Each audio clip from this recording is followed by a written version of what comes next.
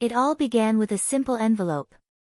No return address, just the words, "You've been selected," stamped in red ink, ominous and direct. I had heard the rumors, the stories. The Squid Game, a deadly competition where the stakes were life or death, and the grand prize was unimaginable wealth. Everyone laughed it off, until I found the envelope sitting on my kitchen counter. My life at the time felt like a spiral. Bills piled up. My friends were gone, abandoning me one by one after I failed to keep up with the pressure of life. The invitation seemed almost like a cruel joke at first, but after everything I had been through, it seemed like my only chance at redemption, or perhaps, at peace. I opened it. A single card with a phone number and an address. The note said, "Call this number to begin your new life." I didn't think twice. I dialed the number. A voice on the other end, deep, chilling, gave me the details. I was to meet at a warehouse on the outskirts of town. A van would arrive to pick me up at exactly midnight. As the hours passed, my heart began to race. Fear crept in, but also a sick sense of excitement. I had nothing left to lose. At midnight, I stood outside, staring at the warehouse. It loomed in the distance like a dark, menacing figure. I wasn't sure what I was expecting, but when the van arrived, its headlights piercing through the fog, I felt a cold shiver run through my body. The doors slid open silently, and a man in a black mask gestured for me to get in. No words were exchanged. I climbed in. The ride was long and silent. Through the rearview mirror, I could see other people, people like me, desperate, curious, or perhaps foolish enough to take a chance. Some were shaking. Others stared blankly ahead, numb to the reality that we were about to enter something we couldn't walk away from. As we neared our destination, the van turned onto a narrow dirt road, the trees surrounding us thick and dark. The air smelled of decay, and the ominous silence felt suffocating. The van slowed to a stop, and the door opened without a sound. We were led inside by masked figures, tall and silent, who moved like shadows. They didn't speak, only pointed in the direction we were meant to go. The room I entered was sterile, bleached white walls, cold metal floors, and a long row of chairs. The lights were harsh, casting strange shadows that danced across the floor. There were about 20 people here, all in the same situation, unsure of what would happen next. It wasn't until the doors closed behind us, locking with an echoing clink, that I realized something was wrong. Something about the air, the stillness, it felt like we had all just crossed a line, and there was no going back. A screen flickered to life on the wall in front of us. A masked figure appeared, their voice distorted but commanding. "Welcome. You have all been chosen to participate in a series of challenges. You will be tested in ways you cannot begin to imagine. Only one will survive. Only one will walk out of here with the prize. The others will not." A chill ran down my spine. This wasn't some sick game. This was a fight for survival. I could see the fear in the eyes of the others now. But it was too late. The doors had locked, and we were trapped in a nightmare that would test our will to live in ways we could never have prepared for. "Your first challenge will begin shortly," the voice said, sending a wave of panic through the group. "Fail, and you will never leave." The screen went black. And that's when the real terror began. The room was silent, save for the rapid beating of my heart. The walls seemed to close in around me as I stared at the blank screen, wondering what would come next. The tension was unbearable, thick like a fog that refused to lift. The other participants shifted nervously, their eyes wide with fear. It was clear that none of us knew what to expect. Then, without warning, the screen flickered back to life. The same masked figure appeared, his voice like ice scraping across the floor. "Welcome to your first challenge. The game will now begin." A loud mechanical sound echoed through the room, and suddenly, the floor beneath us began to shift. The metal panels clicked and moved, revealing a set of thin, narrow platforms stretching out before us.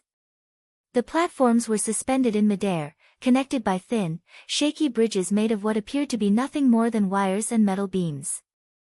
A terrifying drop loomed beneath us, endless darkness, as if the floor itself had swallowed any hint of light. A cold sweat broke out on my forehead. The challenge ahead was clear, though not yet fully understood.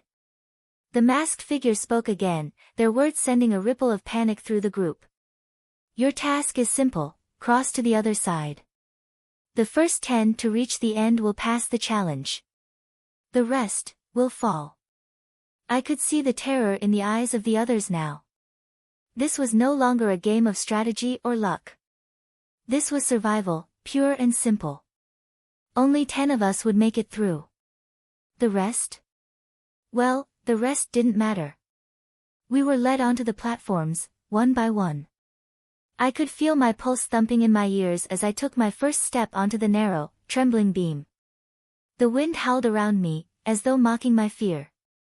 With each step, the metal groaned and swayed, threatening to throw me into the abyss below. I couldn't afford to look down, the thought alone made my legs weak. The others began to move forward as well, but some were slower, more hesitant. Their hands gripped the wire ropes tightly, their faces pale with dread. One woman, about 3 steps in front of me, froze.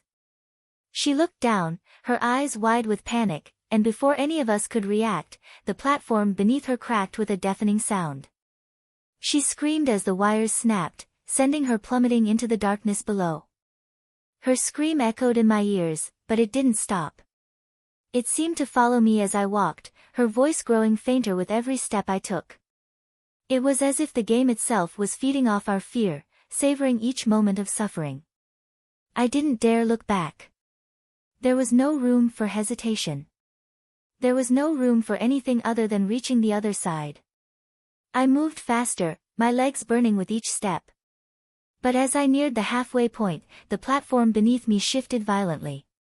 I gasped, nearly losing my balance. I quickly grasped the nearest rope, trying to steady myself as the wind whipped around me, but it was no use. The metal groaned, and I heard a sound that chilled me to my core, another platform cracking.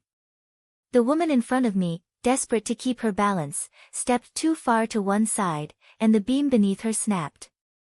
She fell without a sound, swallowed by the darkness below, her fate sealed before anyone could even react. I could feel my own grip faltering, my legs shaking uncontrollably. But there was no time to dwell on it. The others were still ahead of me, and I wasn't about to fall behind. I had to survive. The final stretch of the platform seemed endless, each step a battle against gravity, against fear, against the knowledge that with every move, I was one step closer to death.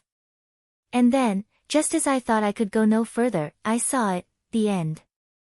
A sturdy, solid platform, like a beacon in the darkness. My heart pounded with relief, but there was no time to celebrate. I made my final leap. With a thud, I landed on the platform, breathing heavily, my body covered in a cold sweat. I turned back to see the others still struggling, some desperately reaching for the next platform, others losing their footing completely. The screams of those falling into the abyss rang out, but I couldn't afford to look. I was safe. For now. The rest of the group trickled in, and the masked figure's voice crackled to life again, echoing through the silent room. Congratulations to those who survived. You have passed the first test. The others are gone. I couldn't believe what I had just witnessed. This wasn't just a game anymore, it was a brutal, unforgiving trial of life and death. The fear, the desperation, it was all real. But as I caught my breath, I realized something darker, the challenge was only beginning. The true nature of the game hadn't even been revealed yet. What horrors awaited us in the next round? Before I could process my thoughts further, the masked figures in black suits began to move, ushering us into another room. It was smaller, colder. A single table stood in the center, and on it, a set of strange objects. I swallowed hard. I didn't know what to expect, but I knew it wouldn't be good. As I took my seat, a screen flickered to life again, and the chilling voice echoed through the room. The second test begins now. The air in the new room felt colder, almost suffocating. It was as if the temperature had dropped with the lights flickering overhead. The walls were lined with mirrors, distorting the room in ways that made it feel infinitely larger and smaller at the same time. I could hear the other participants breathing, a symphony of nervousness and anxiety that filled the room like a palpable presence. No one dared speak. The table in the center was the only object in the otherwise empty room. On it lay a collection of items, strange, unsettling objects that seemed to belong in a different time or place. There was an antique-looking wooden box, a set of old-fashioned keys, a series of colored stones, and a large, tarnished compass. The items seemed almost out of place in a world that had already turned nightmarish, but it was clear that they were connected to the next challenge. My heart raced as the masked figure appeared again on the screen, its distorted voice cold and indifferent. Welcome to the second test. It is not enough to simply survive the physical challenges. Now, you will face a test of wit, of trust. Each of you will need to choose an object from the table. But be warned, your choice may be your undoing. Trust no one. The message sent a shiver down my spine. This wasn't just about crossing platforms or surviving physical danger. This time, it was about trust, something that could be even more deadly than the game itself. The air seemed to grow thick with paranoia.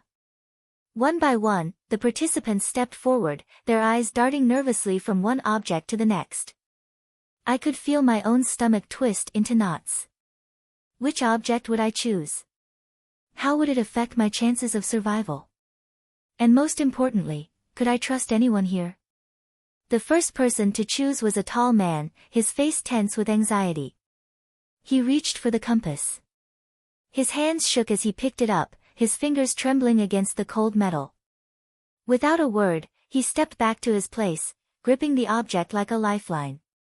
Next, a young woman chose the wooden box, her fingers lingering for a moment before she closed it tightly in her hands. She gave a quick, nervous glance toward the others, as if to gauge their reactions. It was my turn. I swallowed hard, my mind racing. The colored stones seemed harmless enough, but I wasn't sure if they were just a distraction. The keys seemed useful, but too obvious. The wooden box, could it be hiding something? And the compass? The possibility that it might lead me somewhere seemed both intriguing and terrifying. I reached for the keys. As my fingers wrapped around the cold metal, a wave of dread washed over me. The others had picked their objects, but the air was thick with unspoken tension. What did it mean to choose? What was the game here? The masked figure's voice echoed through the room again, cutting through the silence like a knife. Now, you will be tested. Each of you must decide, will you reveal your choice to the others, or keep it hidden? The answer will determine whether you live or die. Choose wisely. I froze. My mind raced, but I knew that hesitation was dangerous. If I revealed the keys, what would the others think? Would they trust me? And if I kept it hidden, would they see me as a threat? The first person to speak was the woman with the wooden box. I'll show you all, she said, her voice trembling.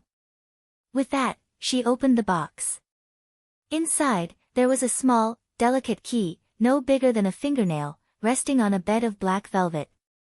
A strange glow seemed to emanate from the key, casting a faint light across the room. It was unlike anything I had ever seen before. I could hear gasps around the room. The glow was unsettling, and I could see the others studying the object closely, trying to make sense of it. But there was something wrong. A sense of unease settled over the group, and I saw a man in the corner take a step back, his face pale. My choice is no different from the others, the woman said, her voice shaking. It's just a key.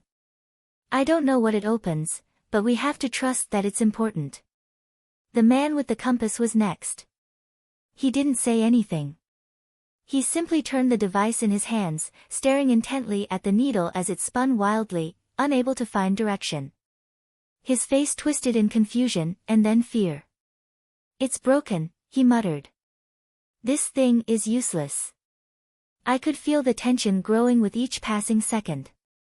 The stakes were rising. The other players were no longer just people I was stuck with, they were potential threats, all looking for an edge, a way to survive. No one knew what the objects meant, but we were all certain that we needed them to pass the test. As my turn came, I stood frozen. I couldn't bring myself to reveal the keys in my hands. Instead, I took a deep breath and shook my head.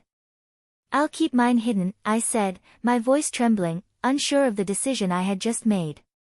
The masked figure's voice echoed through the room again, this time more menacing than before.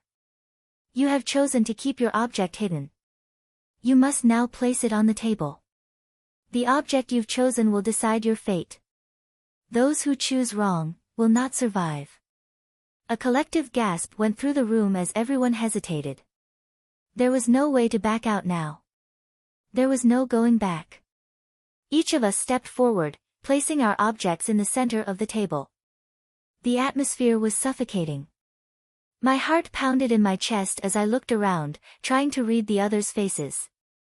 Who had chosen wisely? Who had made a fatal mistake? The masked figure once again appeared on the screen. "Now, your test is complete. One of you has chosen incorrectly." The silence in the room was deafening. A man stepped forward, his face filled with regret. He had chosen a plain, unmarked stone. The figure's voice crackled once more. "You have failed the test. You will pay the price." A sudden, terrifying noise filled the room, a loud, grinding sound, like metal scraping against metal. The man's body jerked, as though something had grabbed him from below.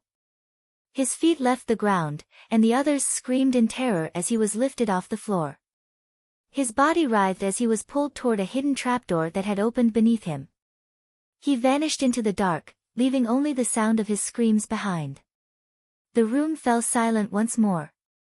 A deathly stillness had settled over us. It was clear now, this was no ordinary game. It was a psychological battle as much as a physical one. The tests were designed to break us, to manipulate our minds, to twist our fears into something tangible. Each challenge was more than just a test of skill or strength. It was a test of trust, of deception, of survival. We stood in the room, frozen in shock. The screams of the man who had been pulled into the abyss still echoed in our minds. The air was thick with fear, and no one dared to speak. The once fragile bond of solidarity that had formed among us was shattered. We were no longer just players in a game, we were prey, hunted by the very thing that we had foolishly agreed to participate in. The lights flickered overhead, casting strange shadows on the walls. It was as if the room itself was alive, watching, waiting for our next move. The masked figures in black stood like sentinels, motionless and unmoving, their presence a reminder that we had no control over what happened next. The screen on the wall flickered back to life, and the same distorted voice from before filled the room. "Congratulations to those who survived the second test. The game continues." There was no applause, no celebration. Just cold, mechanical words that seemed to mock our survival. The voice paused before continuing. "However, survival is not guaranteed. In the next challenge, only those who prove their strength will be allowed to advance." A low, guttural hum filled the room, and suddenly, the floor beneath us began to move again, shifting as if it were alive. The walls seemed to stretch outward, and we were forced to take a few steps forward as the room seemed to grow larger. It was disorienting, as if the very architecture of the place was designed to confuse and unnerve us. Before we could make sense of what was happening, a door opened on the far side of the room. It was a heavy metal door, its edges rusted and worn, as though it hadn't been opened in decades. The masked figures stepped aside, motioning for us to enter. We didn't have much of a choice. If we didn't comply, I wasn't sure what would happen, but it was clear that the consequences of defying them were worse than anything I could imagine. The room beyond the door was dimly lit, filled with strange, ominous objects scattered across the floor. There were small cages in the corners, each containing an animal, some caged birds, others what looked like small rodents. There was a large, iron table in the center, and on it were several glass vials filled with a thick, black liquid. The smell in the room was overpowering, sour and pungent, and it made my stomach turn. "What is this?" someone whispered from behind me. It was a man, his face pale as he surveyed the room with a sense of dread.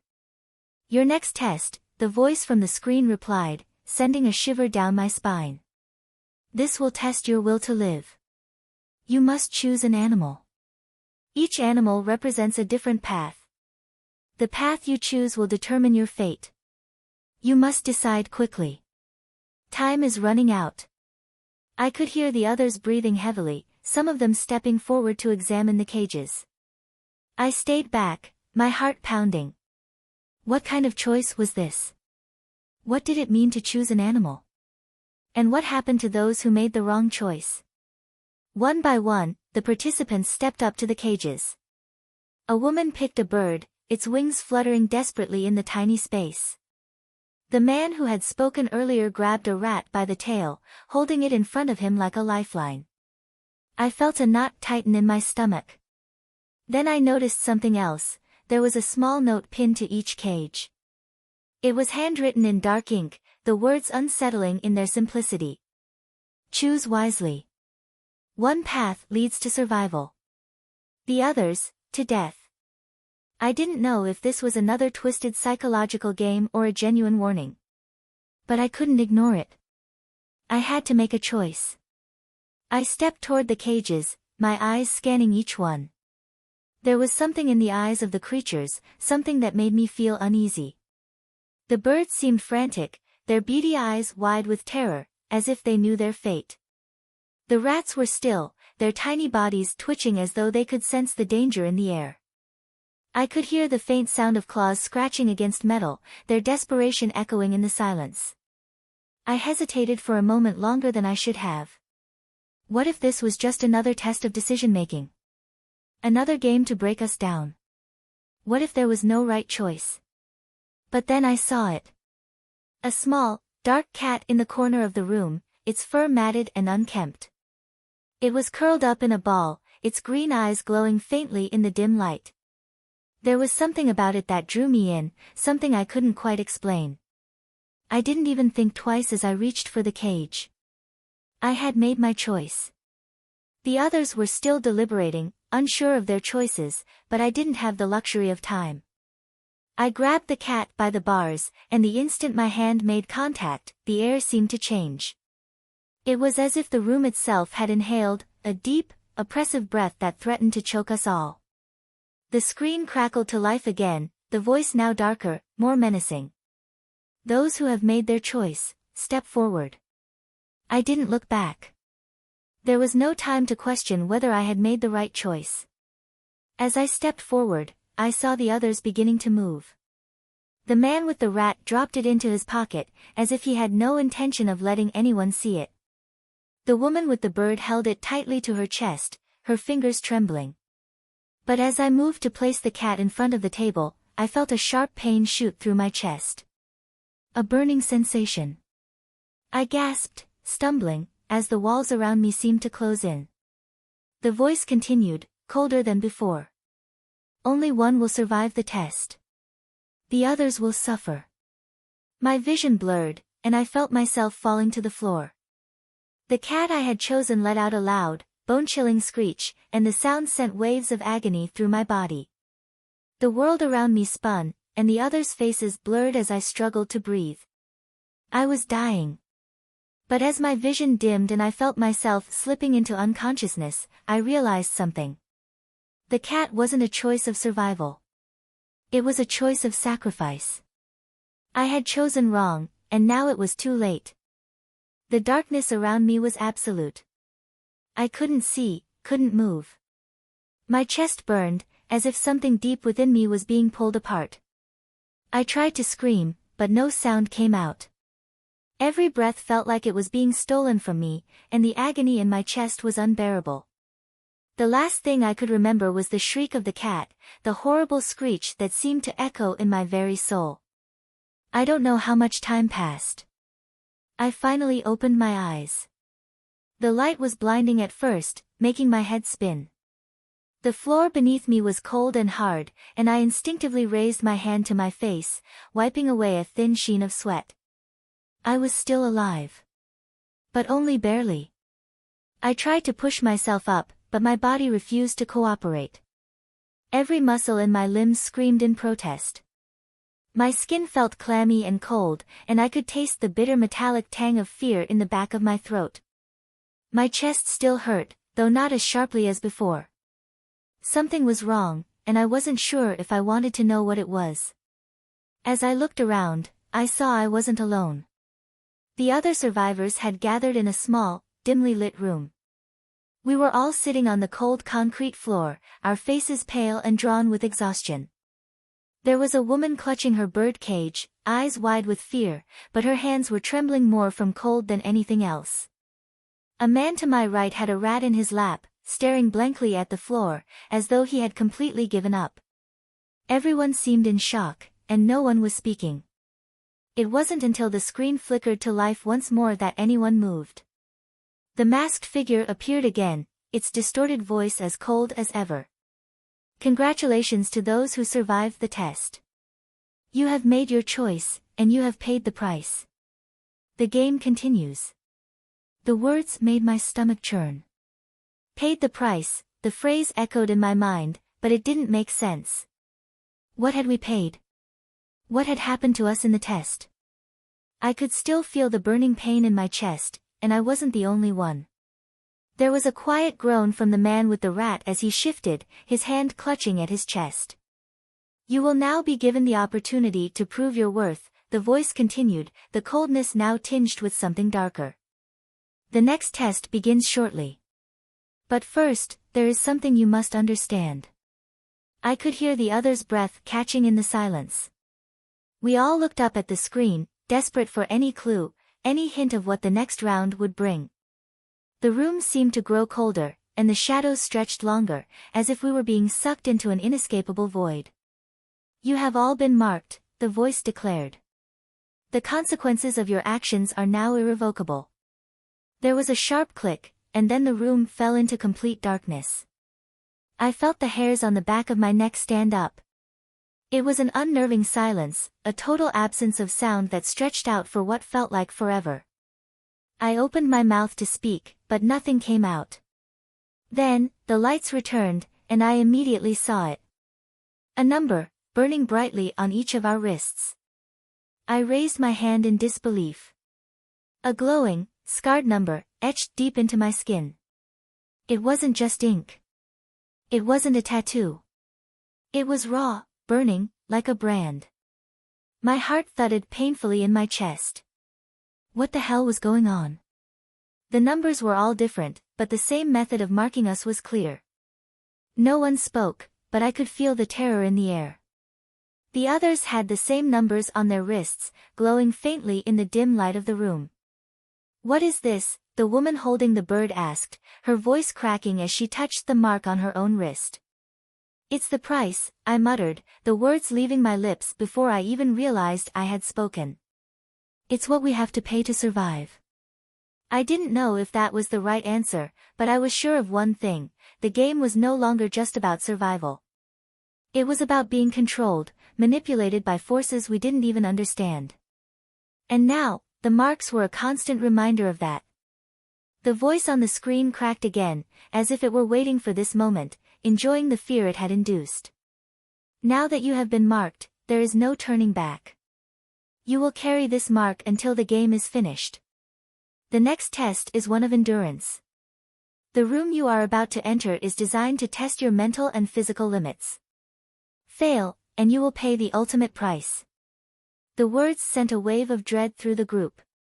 What could be worse than what we had already experienced? How much further could they push us before we broke? Without another word, the doors of the room opened. The masked figures motioned for us to proceed. We had no choice but to follow, each of us moving hesitantly toward the unknown. The next room was cold, colder than anything I had experienced before. It felt like a tomb. The walls were lined with ice, thick, jagged shards of frozen water that seemed to pulse with a sinister energy. The air was thin, almost suffocating, and I could hear the sound of my own breath, sharp and ragged, as if my lungs were struggling to take in air. The voice of the masked figure crackled again, its tone matter of fact. Inside this room, you will find a series of doors. Each door represents a different test. You must choose one. But beware, the wrong choice will result in death. The temperature dropped even further, and I could feel my body shivering uncontrollably. My breath formed small clouds in the air, and my hands were stiff with cold. I glanced at the others, but no one seemed to know what to do. I took a hesitant step forward, my mind racing. There was a strange hum in the air, a vibration that felt unnatural. It made my skin crawl, and I had the distinct feeling that something was watching us. "We'll have to choose," the man with the rat said quietly, his voice a rasp. I nodded, my heart pounding in my chest. Each of us had to make a decision. But the pressure was unbearable. What lay behind each door? Was it worse than the last test? The only thing I knew for sure was that we had no choice but to play along. If we didn't, there would be consequences. We had already seen what happened when someone didn't follow the rules. I looked toward the first door. It was an old wooden door, weathered and cracked, but something about it felt wrong. There was a faint light coming from beneath it, and it cast a strange, red glow across the room. I could feel the others' eyes on me, waiting for me to make the first move. But I couldn't. I couldn't bear to choose the wrong door. I didn't know what to do. I didn't know which one would lead to death and which one would lead to survival. But I had to choose. The eerie hum still echoed through the room, amplifying the fear that gripped me. I could feel my heart racing, and the weight of the decision I had to make pressed down on me like a vice. Every person around me was visibly struggling with the same dilemma. We were trapped, bound by the rules of a game we had never agreed to play, yet here we were, forced to comply or face unknown consequences. The doors before us loomed ominously, as though they were waiting for us to make the wrong choice. Each one stood in silence, daring us to step forward, daring us to trust whatever lay behind it. My skin crawled. The cold, sharp air seemed to cling to my body, making every breath harder to take. The first door, the one I had been eyeing, looked innocuous enough. But the strange red glow beneath it suggested something sinister was hidden behind. I couldn't be sure what awaited behind it, but there was something primal in me that told me this door should be avoided at all costs. The vibrations in the air felt like they were pulsing from the door itself, almost like it was alive. I glanced at the others, each person still frozen in place. The woman with the bird was trembling, clutching the cage like it was a lifeline. Her eyes darted nervously between the doors, her fear palpable in the cold air. The man with the rat had his hands clenched into fists, his face pale as though the weight of the decision was too much to bear. I could hear the soft scrape of footsteps from the other side of the room. One by one, the masked figures moved into position. They stood at each door, their eyes hidden beneath their blank masks, but their presence was a suffocating reminder that there was no escape. We had to make a choice, and we had to make it now. With a deep breath, I forced my legs to move. I couldn't let my fear dictate my actions. If I hesitated for too long, I might find myself trapped in this hell forever. My eyes scanned the remaining doors, but I knew deep down that there was no right choice, only the path that would lead to survival, or to death. The second door was a steel, reinforced barrier. It looked almost indestructible. There were faint, deep scratches on the surface, marks that had clearly been made by something sharp and relentless. It sent a chill through me. What kind of test could it be? Something dangerous, perhaps. But it felt like a safer option compared to the first door. The third door was the most curious. It was made of frosted glass, its edges jagged and uneven, and it was completely silent. No light shone through it, no hint of what lay behind it. It was almost as if the room beyond had been swallowed by darkness, as if it didn't even exist. Without thinking, I stepped toward the third door. My instincts told me this was the right choice. As my hand reached out to touch the cold glass, a voice suddenly boomed in my head. Choose wisely. Each door leads to a different fate. The wrong choice will lead to death. I recoiled, instinctively pulling my hand away from the door. The voice, was it coming from inside my head? Or was it another one of the masked figures playing with my mind? For a moment, the room fell silent. There were no more sounds from the others, no breath or movement. We were all caught in the grip of fear, our every thought paralyzed by the consequences of our decisions.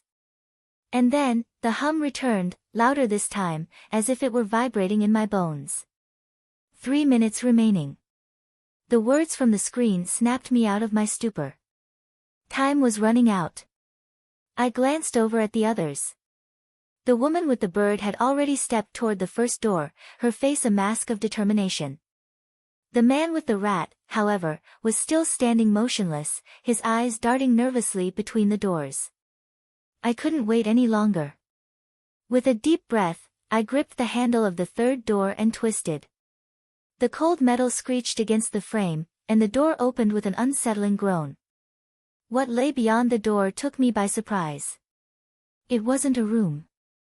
It wasn't a space at all. It was a void, an endless blackness that stretched infinitely in all directions. The door opened to nothingness, just darkness, thick and suffocating, like a living nightmare that had swallowed the entire room. I hesitated, my hands still gripping the doorframe.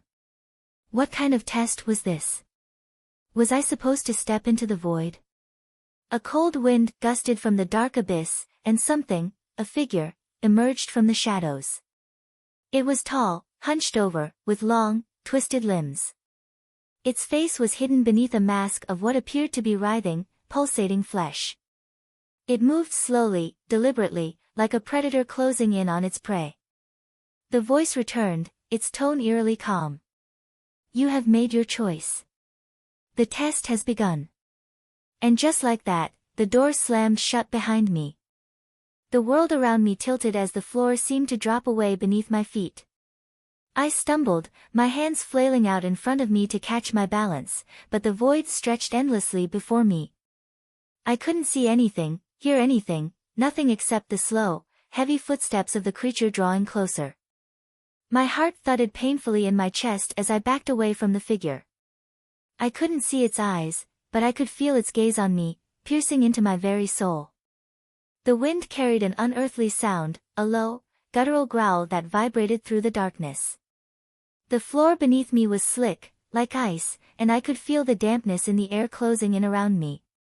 I had to move. I had to get away from it. I turned on my heel and ran blindly into the dark, not knowing what lay ahead. The footsteps behind me grew louder, closer.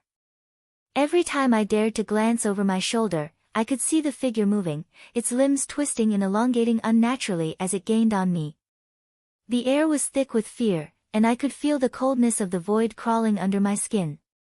I stumbled again, my hands reaching out to grasp anything that would stop my fall. But there was nothing, no walls, no floor. I was running in nothingness. A voice, not the distorted voice I had heard earlier, but a voice full of whispers, slithered into my ear. Do you fear death, player? Do you fear what awaits at the end? I froze. I could feel the breath of the creature on the back of my neck, and I knew that if I didn't act now, I would be lost to whatever nightmare awaited in the void. Choose, the voice hissed. Choose how you will die. I didn't want to die. I didn't want to be a pawn in this game any longer. But it felt like the walls of this nightmare were closing in around me. The creature's footsteps came faster, almost deafening, until they were all I could hear. Suddenly, I felt my body jerk forward, and I was pulled into the air. I gasped as I was yanked through the endless dark, and the wind whipped past my face. The darkness swallowed me whole, and I felt the cold, twisted grip of the creature's hands closing around me. I couldn't breathe. Every inch of me screamed for release, but there was no escape from the darkness. The creature's grip tightened around me, its fingers ice-cold and unyielding. It didn't speak, but I could feel its presence, a malevolent force wrapping itself around my body. My heart was racing, and panic surged through me like an electric current. The darkness pressed in on all sides. I could no longer see or hear anything except the horrible sounds of my own rapid breathing and the creature's haunting whispers. Choose, player. Choose now. I felt a surge of panic as the creature's voice, now even more distorted, swirled around me. I knew that I couldn't let fear dictate my actions anymore. I had to act. I had to move, or I would be consumed by whatever this thing was. I twisted my body, breaking free from its grasp. My legs hit the ground, and I stumbled forward, blind in the overwhelming blackness. I reached out, my fingers grazing the cold air, but there was nothing solid to hold on to. The wind howled around me, and the creature's presence was everywhere, its footsteps reverberating in the void. I had to choose. The thought burned in my mind. But what could I possibly choose? Could I escape? Was there a way out of this nightmare? I didn't know how long I ran, minutes, hours. Time had no meaning in this place. But finally, the darkness gave way, and I found myself in a new room, one unlike anything I had seen before. The walls were lined with mirrors. Every surface reflected my image back at me, distorted and twisted, like a funhouse of horrors. My own face stared back at me, but the reflection was wrong. My eyes were hollow, my skin pale and stretched taut over my bones. I was gaunt, almost skeletal, as if I had been trapped here for far longer than I could remember.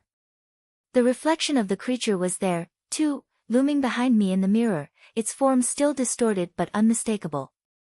It was grinning, its jagged teeth gleaming in the light of the room. The voice echoed through the mirrors, bouncing off the walls. Face your fear. Face yourself. I didn't understand at first.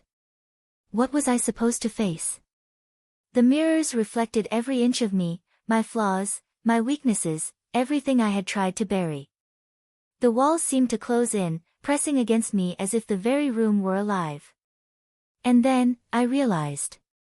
The creature wasn't just a monster. It was me. The reflection of the creature, its eyes, its form, began to change. It became more human, more familiar. The creature was me. I was the monster. The room seemed to swirl as the reflection of myself morphed into something darker, something twisted. The fear that had gripped me was now reflected in every corner of the room, in every mirror. My own mind was betraying me, forcing me to confront the worst parts of myself. I backed away from the mirrors, but they multiplied. The walls stretched outward, reflecting every step I took. There was nowhere to run, nowhere to hide.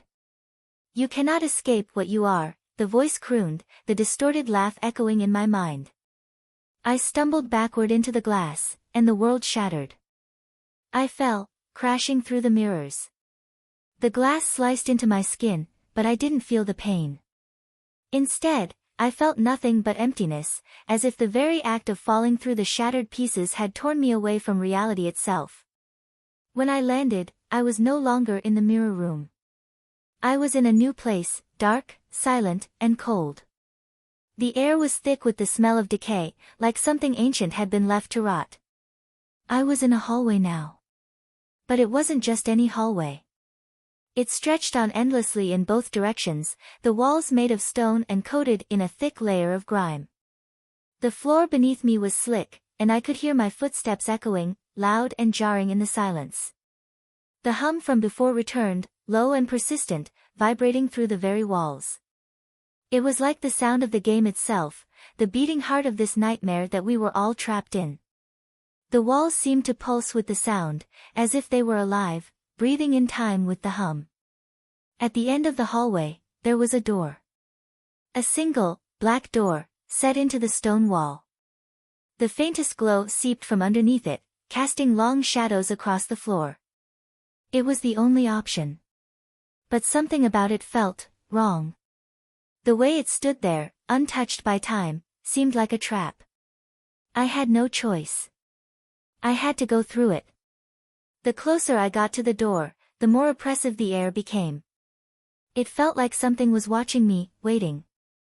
As I reached for the handle, I could feel the pulse of energy in the room intensify. My fingers wrapped around the cold metal, and I twisted. The door creaked open.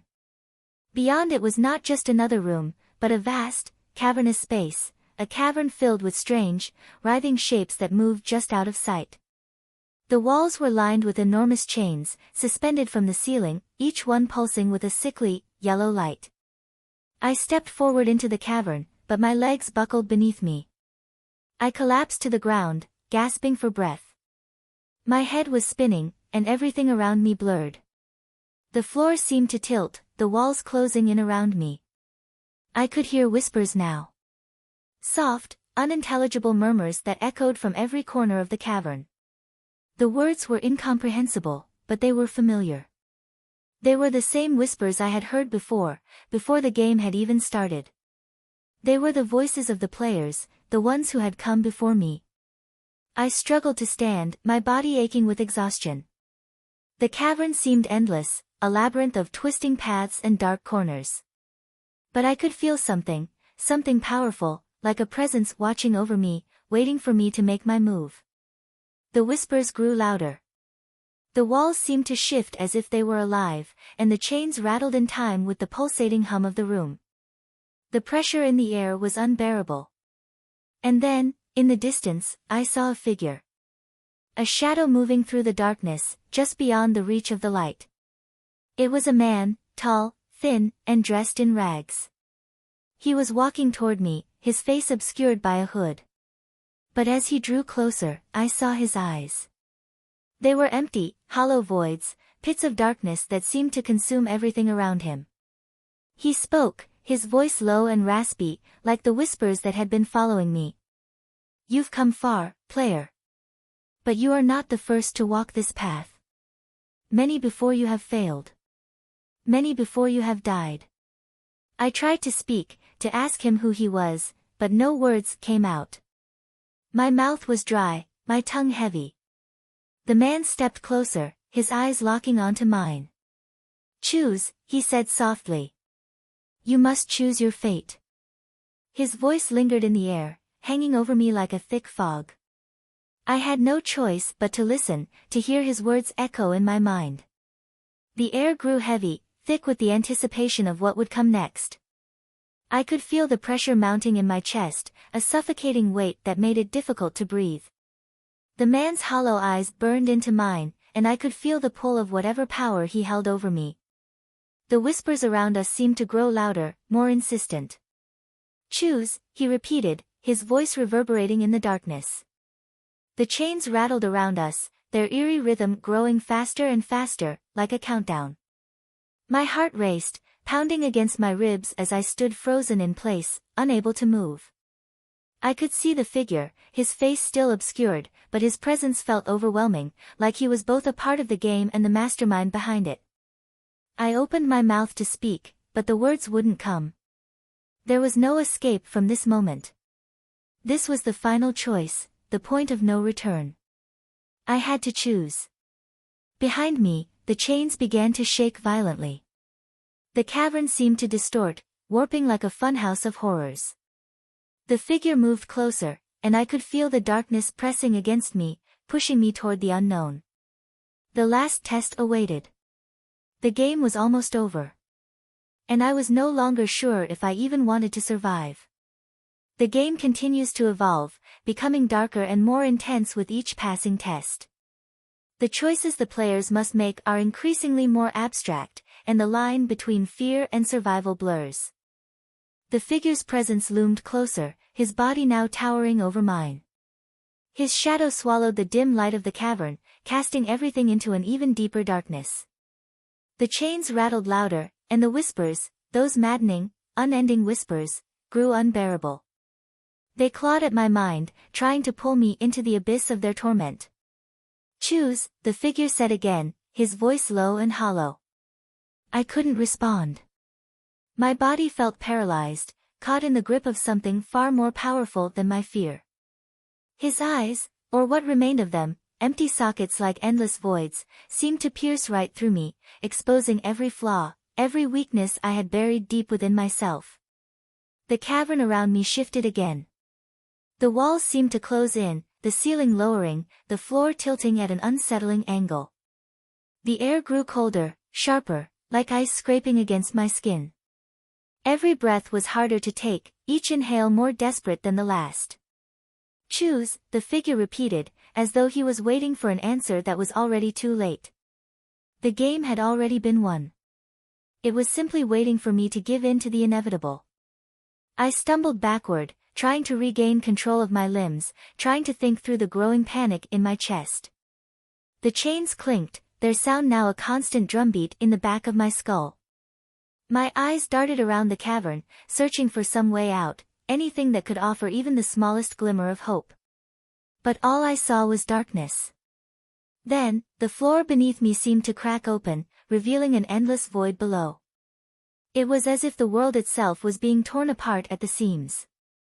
The abyss yawned wide, promising nothing but death, an eternal fall into oblivion. And still, the figure stood there, watching, waiting. I could feel the weight of the decision pressing on me, heavier than any chains. What did I have left to choose from? There were no options, no paths forward, only death, certain death, no matter which way I turned. But in that instant, I understood something that had eluded me before. This wasn't about escaping. This wasn't about finding a way out of this nightmare. It had never been about survival. It was about facing myself. The creature in the mirrors, the twisted reflection of my fear, wasn't just an external monster. It was a part of me, my own darkest impulses, the parts of myself I had denied and hidden away for years. The game didn't just force you to fight for your life. It forced you to confront your own soul. The man, or whatever he was, stood motionless, awaiting my response. And with that realization, the chains stopped rattling. The cavern grew still. The air, which had been thick with dread, suddenly felt strangely empty. I had a choice, but it wasn't a choice about survival. It was a choice about accepting my fate. I took a deep breath, the cold air biting into my lungs. For the first time, I didn't feel the overwhelming weight of fear that had gripped me for so long. I didn't feel trapped. I felt free. The chains, the whispers, the creature, none of it mattered anymore. I was done running. I turned to face the figure, the man who had led me through this hellish maze. There was no more fear in my heart, only clarity. "I choose to accept what I am," I said, my voice steady, despite the chaos swirling around me. "I choose to face myself." The figure didn't speak. His hollow eyes met mine, and for the first time, he seemed to nod, a silent approval. The chains that had once rattled now fell silent. The cavern shifted, the darkness receding, replaced by a soft, pale light. The ground beneath me began to crumble away, but I didn't fall. Instead, I felt myself being lifted, weightless, as if I was floating above the very earth. The man's voice echoed softly around me. "You have passed the final test. The game is over." The story will continue in next part.